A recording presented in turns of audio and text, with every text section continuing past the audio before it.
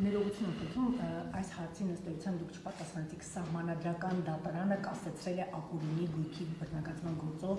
ներկայացված հայցը։ Հիմա մտավախություն չունեք, որ ըստ էության տարիներ հետո են, որ ինչպես Նիկոլ Փաշինյանը նշում, հատիկ առ հատիկ վերադարձնում են, այ հետագայում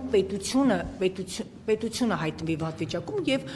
պարզվի, որ իրականում այնինչ իրականացվում են այսօրվա իշխանությունները հակասահմանադրական է եղել եւ արդեն պետությունը հատիկ առ հատիկ մի բան էլ ավել վերադարձնի այդ մարդկանց խլված գույքերը։ Դուք այդ մտավախությունը չունեք կամ միգուցե հենց այն դատախազը, որոնք այդ գործերը հասցրել է դատարան, ինքը հատիկ առ հատիկ վերադարձնի այդ մարդկանց գույքերը, այդ մտավախությունը չունեք։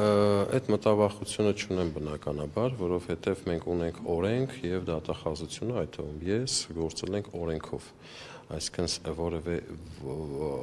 ոչ թե կասկածի տակ է դրվում դատախազության կամ յուրաքանչյուր դատախազի աշխատանքի օրինականությունը, կասկածի տակ է դրվել օրենքի սահմանադրականությունը, այսինքն դատախազները պատասխանատվության չեն կարող ենթարկվել օրենքի պահանջները կատարելու համար։ Ինչ վերաբերում է օրենքի հակասահմանադրական ճանաչվելուն կամ ինչ-որ մասով հակասահմանադրական ճանաչելուն, այս մասով ես չեմ ցանկանա ուրեմն իմ տեսակետները հայտնեմ, որովհետև բոլոր դեպքերում սահմանադրական դատարանում է գործը, սահմանադրական դատարանն է միակ մարմինը, որ կարող է գնահատել օրենքի սահմանադրականությունը,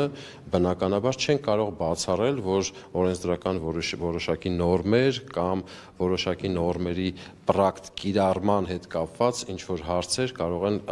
նաև հակասահմանադրականության հետ ինչ-որ խնդիրներ արձանագրվել, երբ որ կարձանագրվեն, ուրեմն այդ պահից սկսած այդ հետևությունները կարվեն, որ փոփոխությունները կկատարվեն, բայց քանի դեռ սահմանադրական դատարանը որոշում չի կայացրել, Հայաստանի Հանրապետությունում գործում է օրենսդրական ակտերի օրինական սահմանադրականության կանխավարկածը, այսինքն այդ օրենքը սահմանադրական է